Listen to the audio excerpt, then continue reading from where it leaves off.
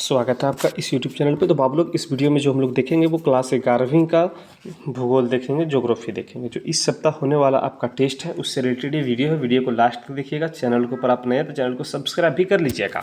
और बाबू लोग आप लोग थोड़ा सा सपोर्ट कीजिए, अगर सपोर्ट नहीं कीजिएगा तो हम टिक नहीं पाएंगे, ठीक है। और आप लोग थोड़ा सा सपोर्ट कीजिए, चैनल को सब्सक्राइब कीजिए, दोस्तों को शेयर करके उन्हें भी सब्सक्राइब करने के लिए कहिए। तो चलिए बिना समय गवाए हम लोग क्वेश्चन के ऊपर चलते हैं। क्वेश्चन जैसे कि आप देख पा रहे होंगे स्क्रीन पे, फटाफट हम लोग देखेंगे या स्पीडली देखेंगे, ठीक है, समय हम लोग नहीं खाएंगे।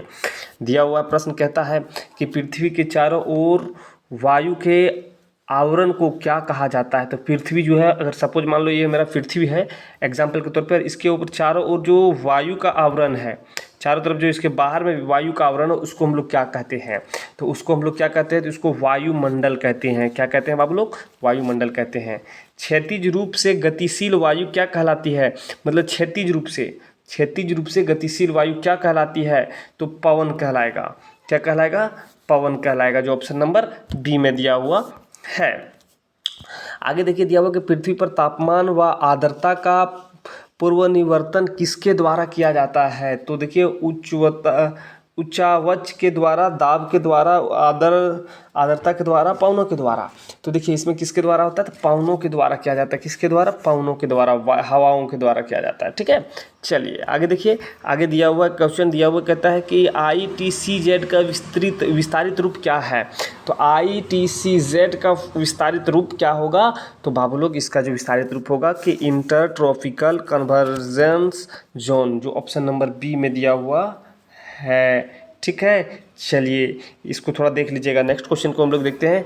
नेक्स्ट क्वेश्चन जैसे कि आप देख पा रहे हैं दिया हुआ कहता है पृथ्वी अपनी धुरी पर घूमते हुए सूर्य की परिक्रमा करती है, इस गति को क्या कहते हैं। तो ये हम लोग 5वां क्लास से या चौथा क्लास से पढ़ता हुआ आ रहे हैं। इसको क्या कहते हैं? तो घूर्णन कहते हैं या परिक्रमण कहते हैं।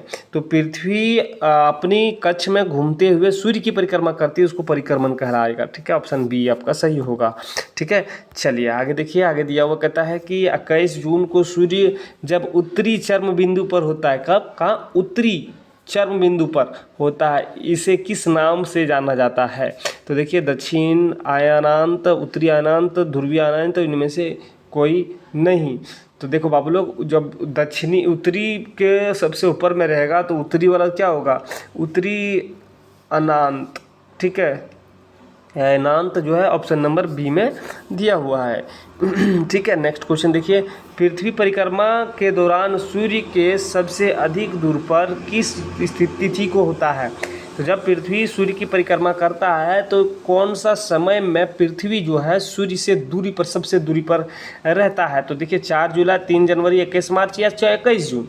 तो देखो बाबू लोग क्या हो जाएगा इसका सही आंसर? तो इसका सही आंसर हो जाएगा ऑप्शन नंबर 4 जुलाई, ठीक है। 4 जुलाई जो ऑप्शन नंबर ये में दिया हुआ है, ठीक। चलिए आगे देखिए, कहता है सूर्य के पृष्ठ का तापमान कितना है। तो सूर्य के मतलब कि सूर्य का टेम्परेचर कितना है या सूर्य का अपना टेम्परेचर कितना है वो पूछ रहा है, ठीक है। तो क्या है? तो 6,000 डिग्री सेल्सियस, 4,000, 5,000, 3,000 डिग्री सेल्सियस।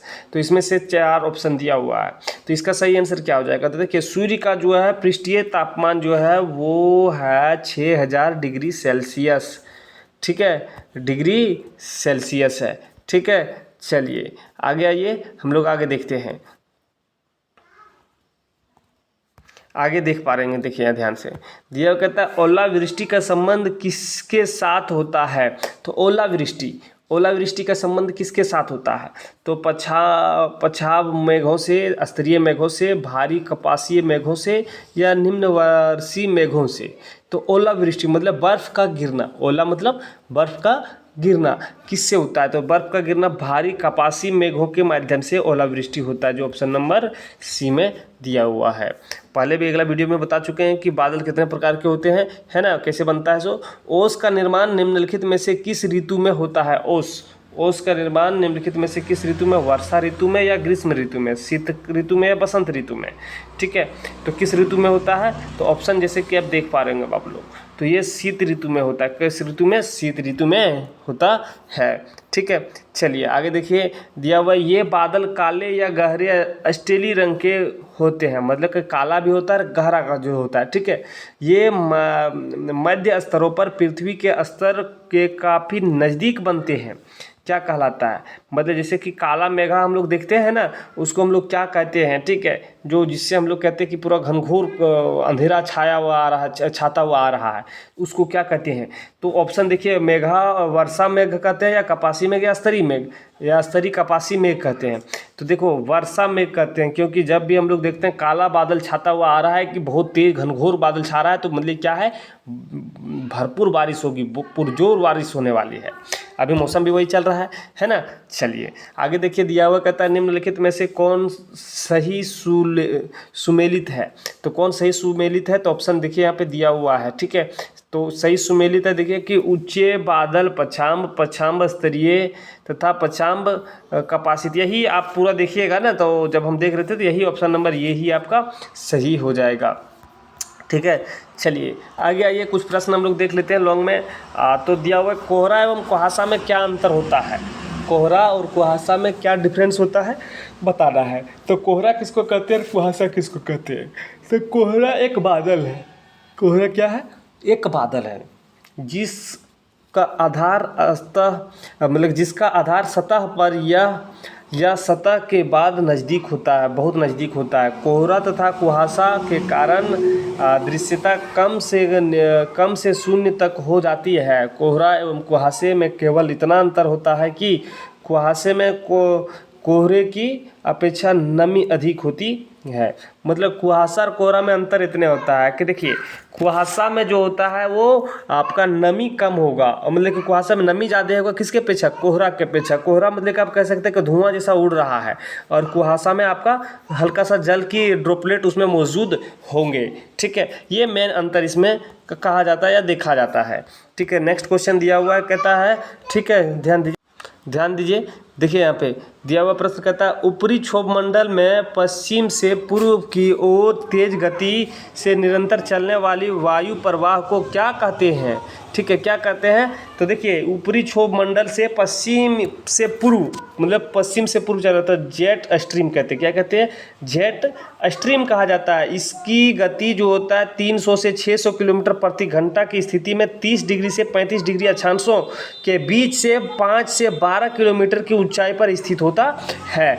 इस प्रकार से इसको आप लोग लिख लीजिएगा, ठीक है। नेक्स्ट प्रश्न देखिए, यहाँ पे दिया हुआ है कि वायुमंडल सूर्यताप की अपेक्षा पार्थिव विकिरण के आर्थिक गर्म क्यों होता है? तो देखिए, वायुमंडल सूर्यताप की अपेक्षा भौमिक अर्थात पार्थिव विकिरण से अधिक गर्म होता है, जिसके निम्नलिखित कारण होते हैं। पहला, या फिर कह सकते हैं इस प्रकार से लिखते हैं, जैसे कि सूर्य से प्राप्त होने वाली विकिरण लघु तरंगें के रूप में होता है, जिसे वायुमंडल अवशोषित नहीं कर पाता है, ठीक है, पहला रीजन। और दूसरा, सौर विकिरण भूतल पर पहुंचकर पृथ्वी को गर्म करता है। पृथ्वी गर्म होकर वायुमंडल में पार्थिव विकिरण छोड़ते हैं, जो ऊष्मा की दीर्घ तरंगों के रूप में निकलती है, जिसे वायुमंडल की कार्बन डाइऑक्साइड CO2 अवशोषित करती है और वायुमंडल गर्म होती है।